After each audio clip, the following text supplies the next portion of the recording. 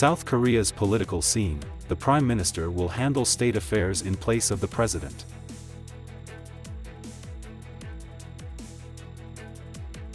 Donald Trump announces policy plans for his presidential term.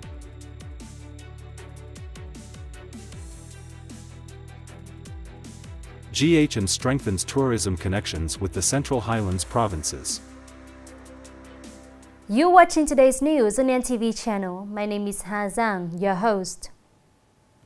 On December the 8th, Han Dong-hoon, the leader of the ruling People Power Party in South Korea, announced that Prime Minister Han Duck-soo would manage state affairs. On December 8th, Han Dong-hoon and Prime Minister Han Duck-soo appeared on television together to deliver a joint message to the nation. During this time, the PPP and Prime Minister Han will meet regularly to discuss national issues, ensuring there is no power vacuum. Speaking to the press, Han Dong-hoon stated that President Yoon Suk-yeol would not partake in state activities, including diplomacy, and preparations are underway for his early and orderly departure.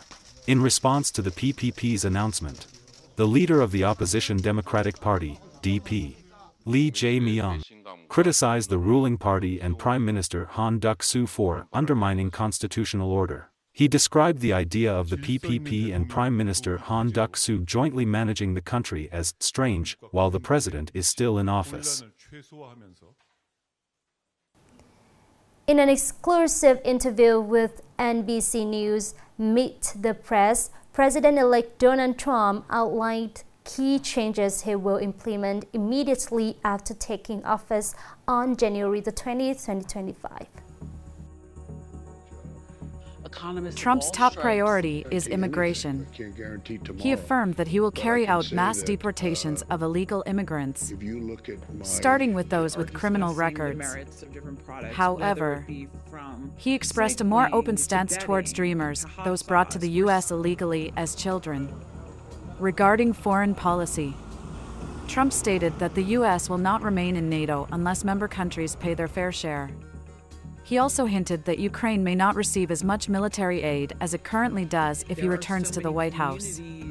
Notably, Trump announced that he would grant clemency to those convicted in the January 6, 2021 Capitol riot on his first day in office.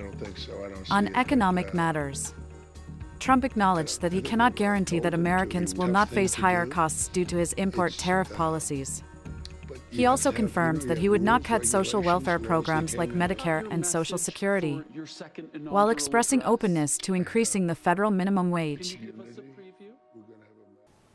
In the morning of December the 8th, as part of the program to meet voters after the 8th session of the 15th National Assembly, Mr. Đỗ Văn Chiến, chairman of the Central Committee of the Vietnam Fatherland Front, met with voters from the communes of Bồng Khê, Môn Sơn, and Con Quang Town in Con Quang District, Nghệ An Province.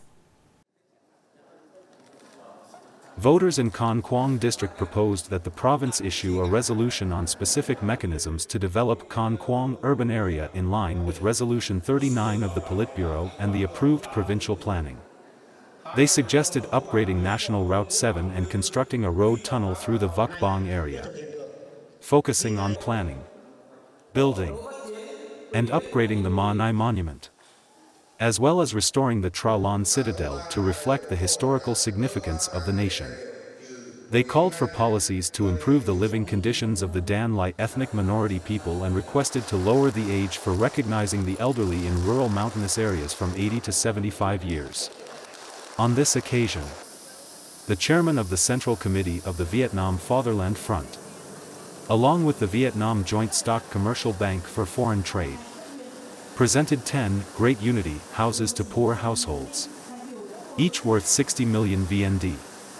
The Minh On Nay and Garment Joint Stock Company also donated 200 million VND to support the replacement of thatched roofs for Con Quang District. Coming up next are some updated news. According to the latest statistics from the Vietnam National Tourism Administration, the total number of international visitors in the past 11 months reached over 15.8 million. an increase of 41% compared to the same period in 2023. The tourism sector is expected to meet its goal of welcoming 17 to 18 million international visitors in 2024. Total revenue from tourists in the 11 months of 2024 is estimated at around 758 trillion BND. Additionally, statistics show that visitors from Asia account for nearly 80% of the total number of international tourists to Vietnam, with over 12.6 million arrivals. The largest international visitor markets include South Korea, China, Japan, the USA, India, Malaysia, Cambodia, and Thailand.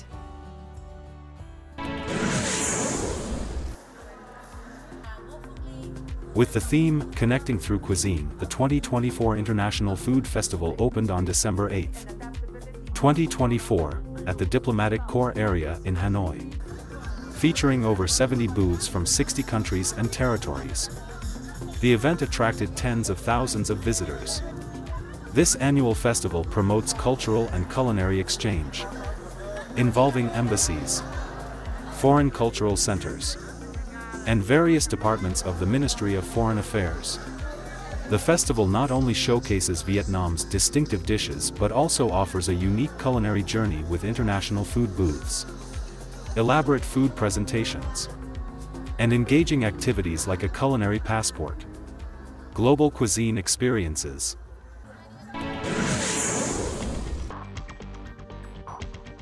The Overseas Labor Center, Ministry of Labor, Invalids and Social Affairs, has issued a warning that recently some individuals have impersonated the Overseas Labor Center to illegally collect money from workers wishing to work in South Korea and Australia. The common form of fraud involves impersonating officials from the Overseas Labor Center and requesting workers to pay amounts. Some have paid between 40 to 50 million VND into accounts. Afterward, they provide a link for workers to enter their information, enabling them to steal the workers' account details to purchase goods or transfer money to other accounts. The Overseas Labor Center affirms that it only sends workers to South Korea under the Korean government's Program for Foreign Labor (EPS) program.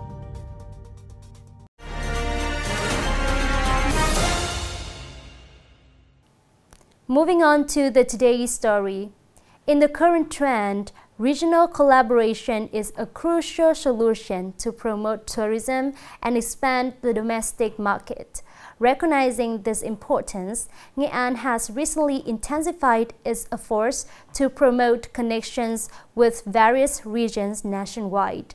This includes a particular emphasis on building tourism links with the Central Highlands provinces to foster the rapid and sustainable growth of Nghệ An tourism sector. Nghe An and the Central Highlands provinces, such as Dak Lak, Buon Ma Thuat, Lam Dong, Gia Lai possess diverse and rich cultural and ecological tourism resources, along with significant potential for development. With a cool climate, unique cuisine, attractive tourism products, and convenient transportation, it has become easier for the people of GHN and the Central Highlands to travel and visit relatives. GHN and the Central Highlands have favorable conditions, but the exploitation of these resources has not been effective. So there is a need for stronger promotion to meet the demands of the people. Seizing this opportunity, GHN and the Central Highlands provinces have recently signed agreements and intensified the implementation of a collaborative tourism development program. As a result, the strong tourism products and services of each locality have gained recognition and become popular choices for travelers exploring the region.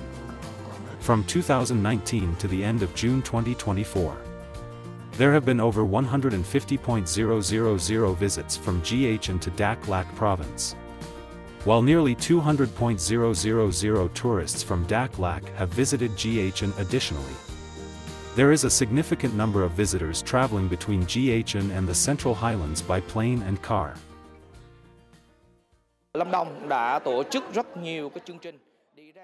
GHN and LA with Circumflex MNG have many advantages for tourism development. and recently we have engaged in various collaborative activities, such as tours, to bring visitors from LA with circumflex MNG to GH and vice versa. It is clear that collaboration is an inevitable trend to promote tourism development and open up numerous market connectivity opportunities. Therefore, one of the key tasks to elevate GHN's tourism to a leading economic sector is to continue strengthening tourism cooperation with the Central Highlands provinces. It's the end of today's news. Thank you for watching and hope to see you next time.